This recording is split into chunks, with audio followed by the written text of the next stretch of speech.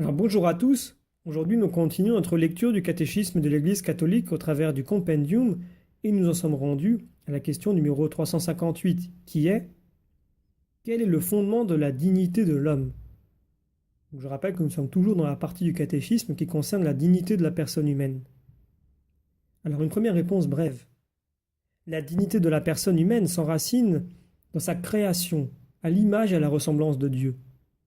Dotée d'une âme spirituelle et immortelle, d'intelligence et de volonté libre, la personne humaine est ordonnée à Dieu et appelée en son âme et en son corps à la béatitude éternelle.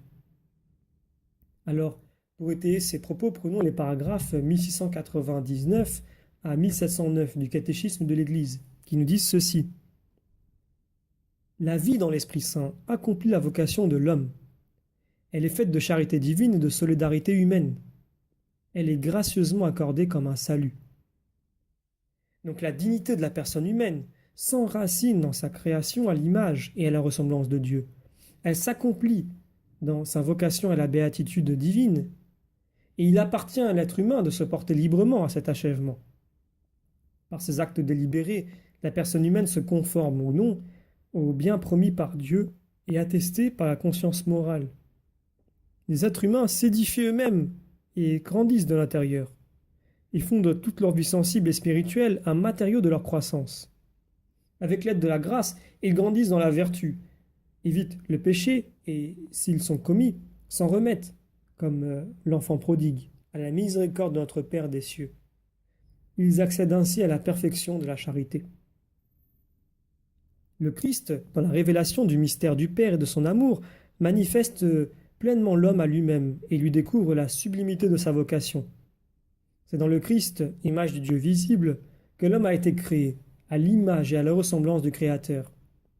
C'est dans le Christ, Rédempteur et Sauveur, que l'image divine, altérée dans l'homme par le premier péché, a été restaurée dans sa beauté originelle et ennoblie de la grâce de Dieu.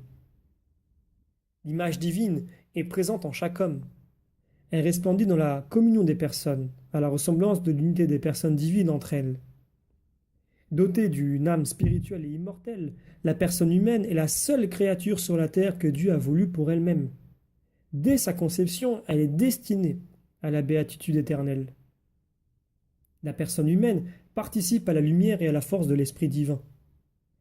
Par la raison, elle est capable de comprendre l'ordre des choses établies par le Créateur. Par sa volonté, elle est capable de se porter d'elle-même vers son bien véritable. Elle trouve sa perfection dans la recherche et l'amour du vrai et du bien.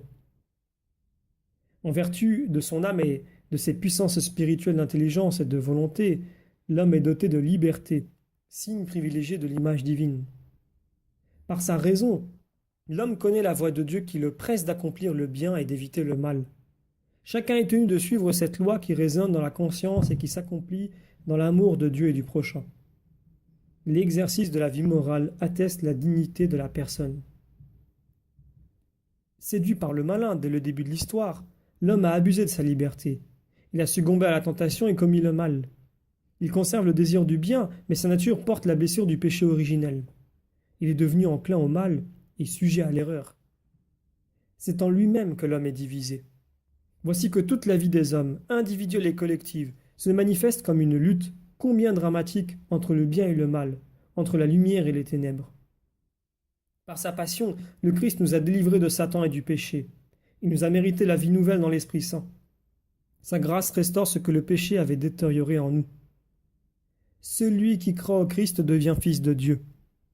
Cette adoption filiale le transforme en lui donnant de suivre l'exemple du Christ.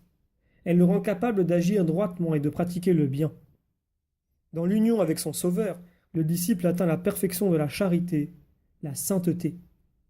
Mûri dans la grâce, la vie morale s'épanouit en vie éternelle dans la gloire du ciel.